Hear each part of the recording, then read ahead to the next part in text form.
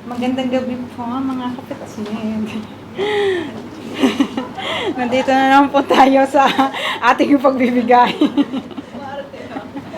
Tungkol sa pagbibigay, ito, ang ganda lang nitong ah, 2 Corinthians 8, chapter 8, 1 to 15. Babasahin ko, medyo mahaba lang, pero ang ganda po.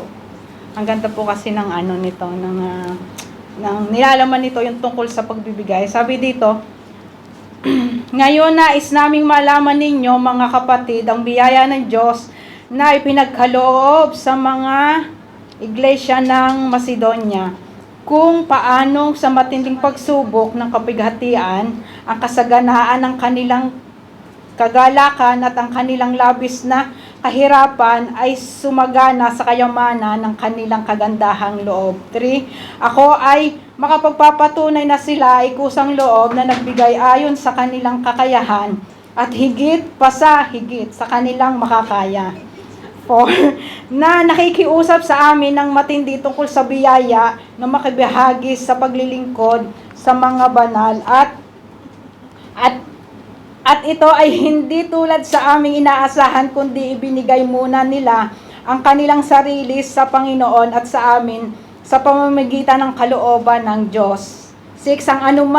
Anupat kami ay nakiusap kay Titus na yamang siya ay nagpasimula ay dapat din niyang tapusin sa inyo ang biyayang ito. Ngunit yamang kayo'y sumagana sa lahat ng mga bagay sa pananampalataya, sa pananalita, sa kaalaman, sa buong kasipagan at sa inyong pag-ibig sa amin, sikapin din ninyo na kayo ay sumagana sa biyayang ito.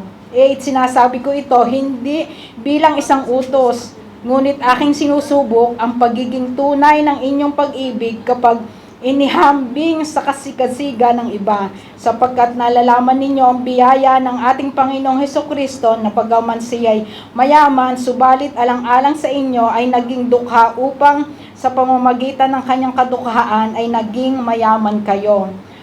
At sa bagay na ito ay nagbigay ako ng payo, pinakamamahal para sa inyo ngayon na tapusin ang sinimulan ninyo ng nakaraang taon, hindi lamang upang gumawa, kundi magkaroon ng pagnanais na gumawa. At ngayon, tapusin ninyo ang paggawa upang kung paanong may sigasig sa pagnanais ay gayon din sa pagtatapos ayon sa inyong kakayahan. Sapagkat kung mayroong pagnanais, tinatanggap ang kaloob ayon sa tinataglay at hindi ayon sa hindi tinataglay. Hindi ko ibig sabihin na ang iba ay maginhawaan at kayo'y mabigatan, kundi para sa pagkakapantay-pantay ang inyong kasaganaan sa kasalukuyang panahon ang magpupuno sa kanilang kakulangan upang ang kanilang kasaganaan ay magpuno sa inyong pangangailangan upang magkaroon ng pagkakapantay-pantay gaya ng nasusulat, ang nagtipon ng marami ay hindi nagkaroon ng labis at ang nagtipon ng kaunti ay hindi kinulang. So, di ba, ang ganda ang ganda lang na nilalaman nito, yung tungkol sa pagbibigay dito sa 2 Corinthians na kababasa lang natin na dito sa chapter 8, 1 to 15. Di ba? Di ba, lahat naman tayo nakakaranas ng kapigatian sa buhay, ng kakulangan. Hindi naman laging sa lahat ng oras ay meron tayo, di ba? Nagkukulang din. So, di ba? Kaya nga sabi dito sa verse 3, di ba? Ako ay makapagpapatunay na sila ay kusang loob na nagbigay ayon sa kanilang kakayahan at higit sa kanilang makakaya. So, sabi dito, naghihirap sila pero sa kabila nandun yung abundant joy ng pagbibigay, nandoon yung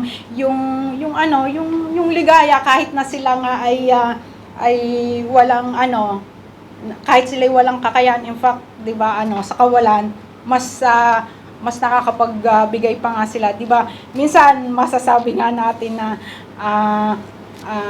'di ba, bakit ako magbibigay ang hirap-hirap ng trabaho ko na kahit madaling araw bumabangon, nagbabaser si Lola para bangunin ka at kasi ihi siya, lalo na 'di ba, minsan na babanggit natin na Sabi, kasabihan, di ba? Halos dugo na daw ang ipawis.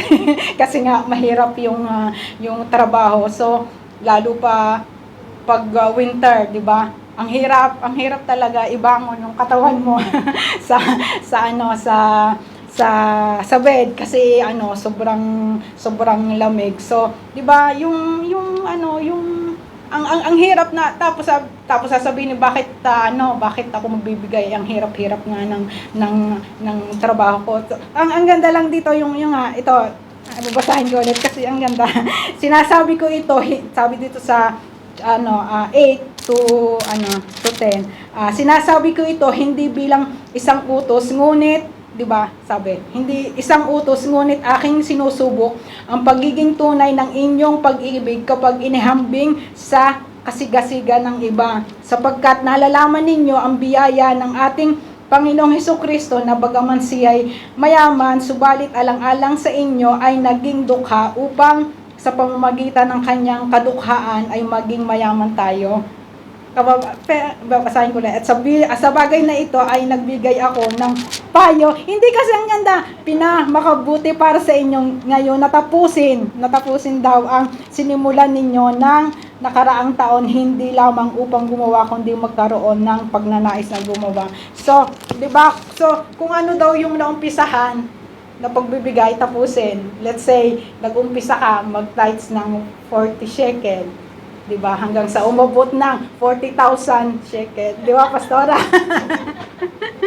So, tapusin yung nasimulan na pagtatay hanggang sa kalaunan, ang handog na ito, yun nga, nagsimula ka sa sa maliit na halaga hanggang sa tumaas, hindi yung taas baba, di ba?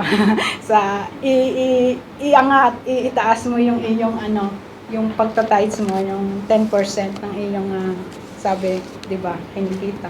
So, yun lang po, at yun nga, yung ating nabasa doon sa 2 Corinthians na yung about sa pagbibigay. So, yun lang po, at let us pray. Maraming salamat, Lord, sa gabi pong ito, O God. Tunay nga po, O Panginoon, na dakila ka sa aming buhay. Ko nga po, Panginoon, ang tunay na Panginoon namin na patuloy namin pinasasalamatan sa aming buhay, O God.